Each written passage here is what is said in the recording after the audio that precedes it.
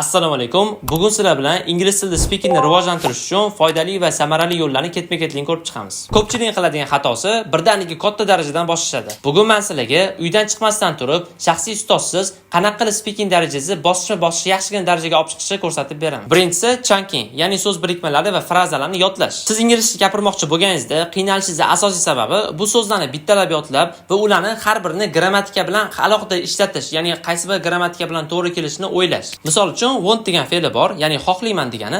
Agarda siz mana shu want degan fe'lni o'zini o'rgansangiz, xohlayman bo'lib qoladi va grammatikani o'ylashga to'g'ri keladi.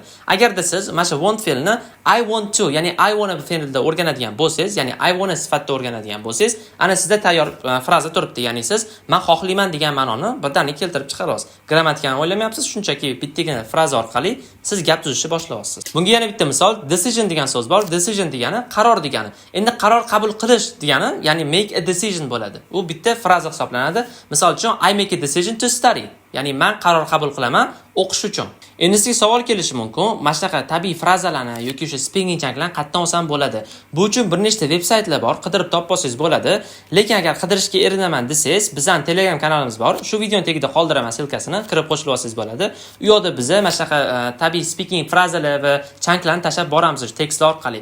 Kirib qo'shilib o'qib yursangiz bo'ladi. Ikkinchi usul bu shadowing, ya'ni kimnidir eshitasiz va uni orqasidan gapini qaytarasiz. O'zi shadowing qanaqa qilinishi kerak? Shadowingda siz bitta native speaker videosini olasiz, taxminan 1 minut, 1,5 minut joyini kesib olib, siz uni bir necha marta qaytarib ko'rasiz. Bilmagan so'zlaringizni o'rganasiz, yangi bo'lgan frazalarni o'rganib, u videoni qayta ko'rasiz. Ana undan keyin bo'lsa, o'sha speaker nima desa, uni orqasidan qaytarib boshlaysiz. Misol uchun speaker o'z haqida gapiryaptimi, nima haqida gapirishidan qat'iy nazar, siz uni orqasidan gapini birga-bir qaytarishingiz kerak. Ana endi boyagi videoni ko'rib, ancha tayyorlanganingizdan keyin oldingizga o'sha boyagi videoni qo'yasiz va kamerani yoqasiz. Chunki siz o'zingiz xatolar ustida ishlashingiz kerak. Kamerani yoqib, boyagi videodagi inson bilan barobar o'sha gapini qaytarib, o'sha joyida baravar gapirib video olishingiz kerak. Ya'ni o'shanda shadowingda sizda aksent ham, intonatsiya ham kuchayishni boshlaydi. Agar shadowingni o'zi umuman qanaqa qilishni bilmasangiz, o'z YouTube'ga shundoqqina shadowing videosi deb yozsangiz chiqib keladi.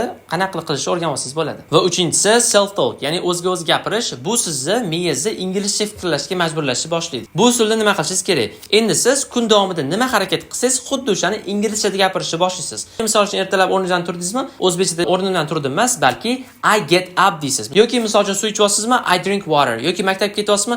I go to school. Bu narsani ichingizda ham ichishingiz mumkin, ustingizda ham ichishingiz mumkin, umuman farqi yo'q. Agar endi qanchalik ko'p ustingizda gapirar ekansiz, shunchalik aksentingiz ham rivojlanishni boshlaydi. Self talk, ya'ni o'zga o'zi gapirishda ko'pchilik qiladigan xatosi nimadaki, xo'p gapirsam misol uchun xato qilib qo'ymaymanmi? Xato qilishdan qo'rqaman, shu sababdan gapira olmayman deydiganlar uchun xato qilish bu normal holat. Faqatgina u narsani to'g'rilashni bilishingiz kerak. Bu uchun misol uchun kun bo'yi o'zingiz bilan o'zingiz gaplashib yuravering va qaysidir o'rtog'ingiz yoki qaysidir ustozingiz oldiga borib qolganda gapirib ko'ring. Mana shunaqa gapiryapman, ya'ni tekshirib bering desanglar yoki ChatGPT ga yozsanglar ham, o'sha голосовой bor ChatGPT da, o'shani yozsanglar ham ChatGPT sizlarga maslahatlar beradi. Qayerda xato qildingiz, qayerda noto'g'ri so'zlarni ishlatyapsiz. Shu narsalarni endi xatolar ustida ishlab to'g'rilab borishingiz mumkin va shu orqali speakingizni yuqori darajaga olib chiqishingiz mumkin.